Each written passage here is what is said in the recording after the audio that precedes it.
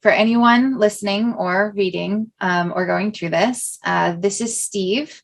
Steve came and saw me for plantar fasciitis initially in 2016.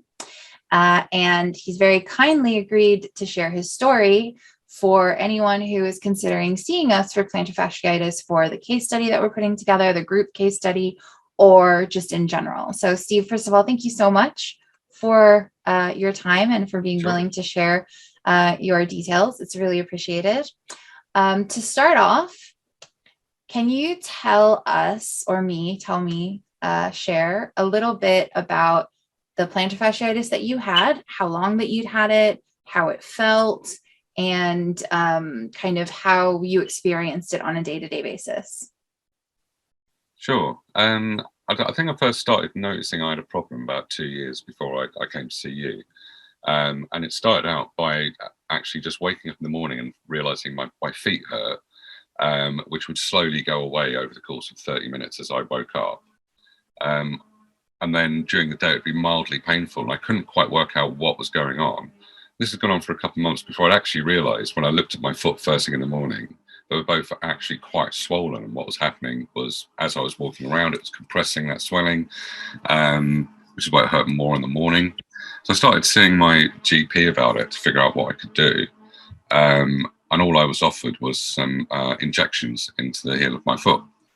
I'd been living with it for about a year, but by the time I kind of agreed to do this, and actually only agreed to do it because I'd slipped going down some stairs, landed on one of my feet, and virtually had to sit down and cry for about half an hour because I just couldn't walk on it at all. I was expecting the injections might be painful, but actually it was possibly one of the worst things I'd ever had done to me, and I felt almost traumatized afterwards. So I tried all the things I could read online, which was rolling a Coke can under the foot, elevating your feet, putting a wedge in your shoe, and none of these things seemed to help out. And in the end, it was a recommendation from my partner who was seeing you, who said that you'd had some success with helping people with plantar fasciitis. So that's when I took the plunge and gave you a call. Oh, awesome. And when you were feeling it, what kinds of things, like in your day-to-day life, were you not able to do because of it, or was limited because of the pain that you felt in your foot? Things like walking up and down stairs started to become painful, which started to make me feel old. I started to feel like it was making my knees hurt when I was walking because I couldn't put my feet down correctly. I was starting to walk on the front of my feet rather than the back quite a lot of the time. And so I couldn't run without the fear of maybe I put my foot down too heavily and then I'd be limping around.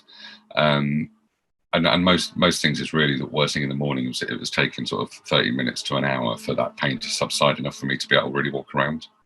Yeah. And that's actually really, really common. Most people with plantar fasciitis, when they get up in the morning, they feel like something's stabbing them. And so you initially came to see me in 2016. And could you share a little bit around your experience working with me?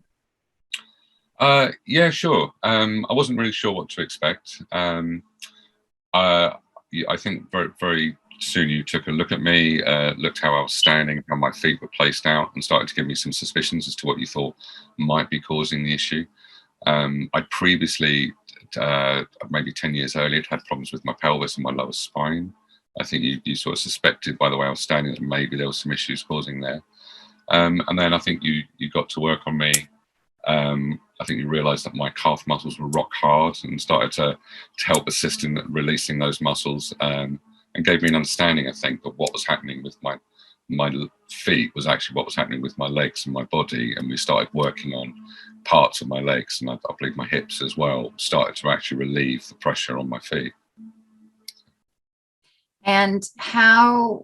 So, because obviously this was a while ago now, but in your memory, how long did it take for you to A, start to see an improvement, B, like, were you able to obtain being completely pain-free? Were you able to go back to all of your activities that you wanted to do that you couldn't do with the pain? Yeah, that's true. It reminded me because I was quite active at the gym and I wasn't able to do everything I wanted at the gym anymore because of the pain. I noticed an improvement pretty much straight away after the first session over the next few days. It wasn't necessarily the pain subsided, just the pain changed, and it felt like more that something was being released, and actually that was still hurting. It was hurting slightly differently. I think within 2 or 3 sessions, I started to have a few days without pain. You gave me exercises to support what you were doing during the week when I didn't see you. And I did notice that what was happening was my legs would repeatedly start to tighten up, and the exercises you gave me would actually help me feel that tension easing. And I remember it took, I think it was about 6 months to actually get to a point where that pain stopped returning. Mm-hmm. And I continued and still continue to use those exercises when I feel my calf muscles starting to sort of twitch and tighten up. Which is excellent, because that's like one of the things we always try to work with people is that it's like this has been caused for a reason. So if we're releasing things, we can make it improve for a bit, but we have to stop the reason that was causing it. And while I always allow for the potential that there's something structural going on with plantar fasciitis, a lot of times it's tension in the legs, glutes and abs not activating properly. And so then it's like we want to get rid of it, but then we really want to get you to a place where you know what to do when it comes back. So you can choose if you want to have maintenance massage once a month, or if you want to just manage on your own. And you ended up kind of doing a combination, didn't you? Because you were doing maintenance massage for a while, but then you'd also go like months or, years in this case, because I think the last time I saw you is 2019, and been able to manage on your own. Do you want to speak a little bit to that? Yeah, sure, I'll try. I think the perfect scenario was actually getting a little bit of maintenance from you every couple of months. And then obviously when we hit lockdown and nobody could do anything, I had to sort of work a lot harder on myself.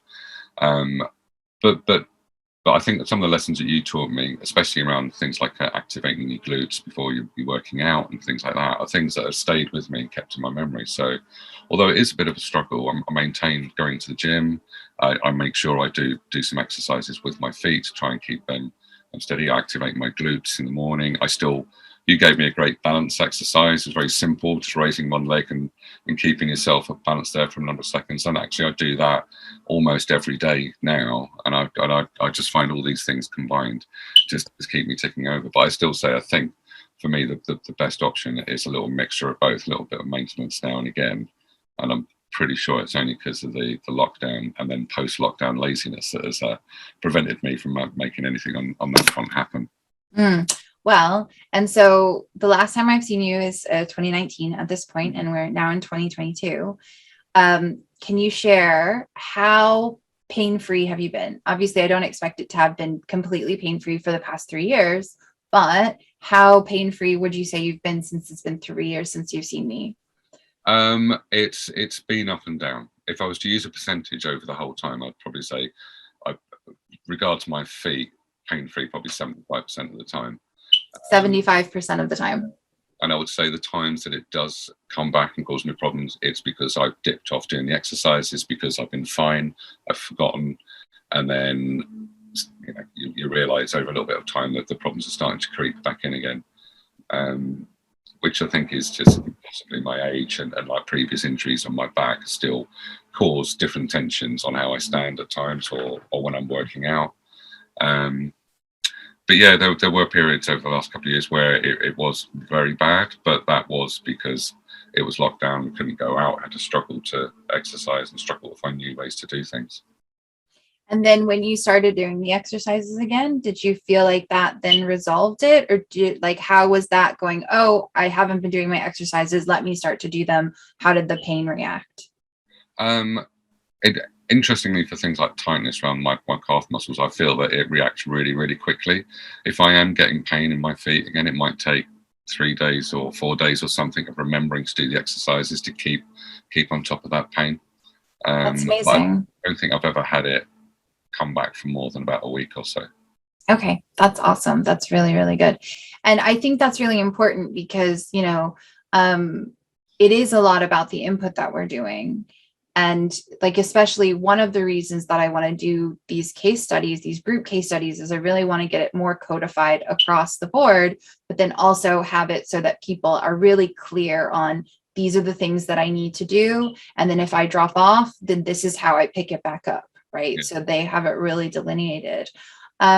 So I think I've asked all the questions. So I think there's just one more question left, which is, if someone were, deciding whether to try to join to see us for plantar fasciitis, or if they are experienced plantar fasciitis and they're kind of not sure, what would you say to someone who's considering seeing us for it, who's maybe tried other things and it hasn't worked, who's been told that it's just something that they have to live with, that there's nothing they can do about it?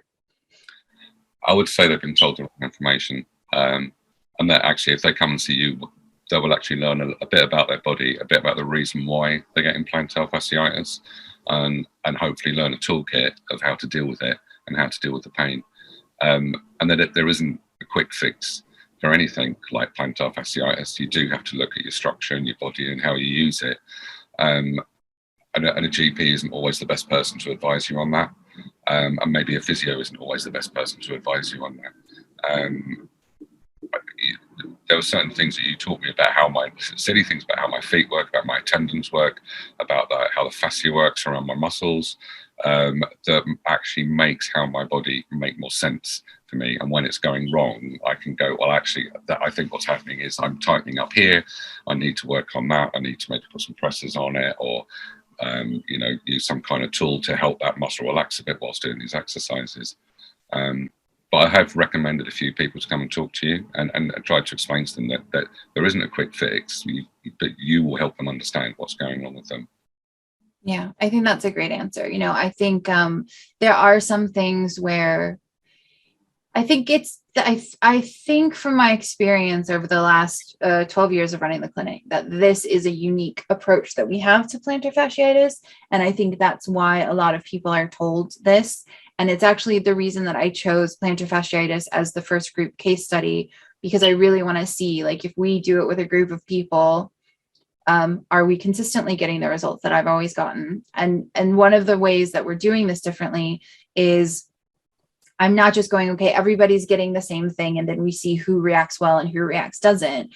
I'm going, okay, this is the protocol, but it has to be adjusted on a case-by-case basis to fit the person. So we're really invested in recording everything we need to do to adjust it to help someone get a good result. Obviously, we can't say for sure, like we never guarantee, but it's something we've had good results with. Okay, well, thank you so much for your time. I really, really appreciate you sharing your story.